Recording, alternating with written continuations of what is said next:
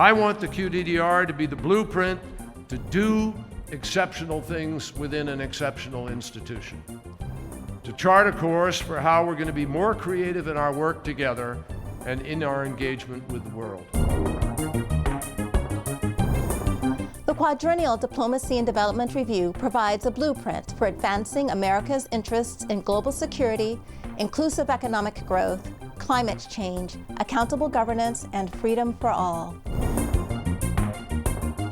As the leading donor for South Sudan's humanitarian crisis, USAID and the State Department have provided nearly $1 billion in emergency assistance to help those affected by the conflict.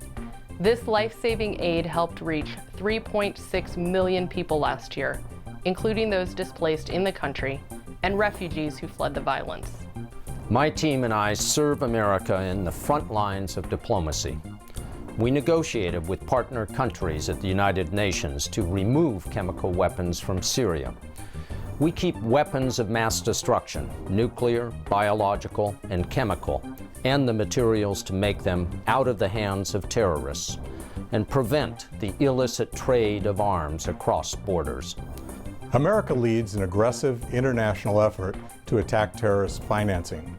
To support this effort, my colleagues and I work daily with teammates across our government and around the world to identify and disrupt the money flows supporting terrorist organizations, including ISIL. We work closely with the United Nations and partner countries to block sources of funding to terrorists. To date, we've helped sanction through the UN 233 individuals associated with Al-Qaeda and ISIL, as well as 71 entities and groups. Here in Mexico, we have an embassy and 9 consulates spread throughout the country. We're actively involved in promoting prosperity and security for our citizens. We promote trade and travel and educational exchanges. And we partner with our Mexican colleagues to fight against organized crime and violence. We don't shy away from the hard tasks, and we take risks to keep the U.S. safe and prosperous. I served America by reaching out to Iraqi children through sports in cities that were vulnerable to terrorism and poverty. Sports diplomacy transcends boundaries. During my tour in Baghdad, I and other embassy personnel taught Taekwondo to Iraqi youth and instilled with sports values of loyalty, perseverance, nonviolence, and respect, and helped focus their energy towards their positive development. As diplomats, we advocate for American businesses overseas. We also encourage foreign investors to come to the United States. Jobs diplomacy is a big part of our work. Since 2009, we've helped create 11.3 million American jobs. I serve America by educating U.S. businesses on countries' investment climates. My team and I also negotiate treaties to deepen our investment relationships and to ensure that Americans can invest abroad securely and with confidence. Investment drives economic growth and creates jobs around the globe and here in America. Here I serve our country by raising awareness on climate change issues with the government and private sector to reduce deforestation, cut greenhouse gas emissions, and protect biodiversity in Indonesia, the 3rd largest democracy and 4th most populous country in the world. USAID has led the U.S. response, coordinating a whole-of-government effort involving our military, the CDC, our embassies, and the U.S. Public Health Service.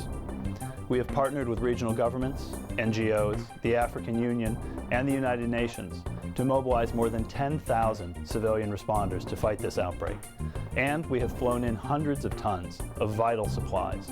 This effort is delivering real results, driving down Ebola case rates by more than 90%, and protecting our homeland in the process. American diplomats take risks while serving our country.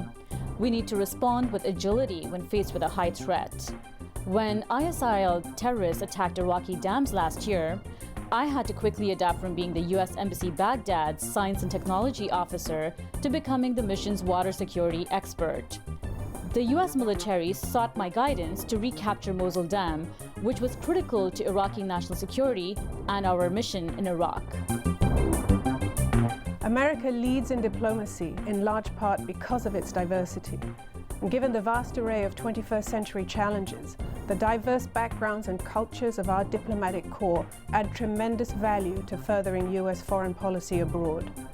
HR works hard to recruit and maintain a diverse workforce, and I'm really proud to be part of it. So this is a review of how we've been doing things, but it's also a preview of what State and USAID need to do in order to put the United States of America in the strongest position to face the challenges and seize the opportunities of tomorrow. This is what we owe to the American people.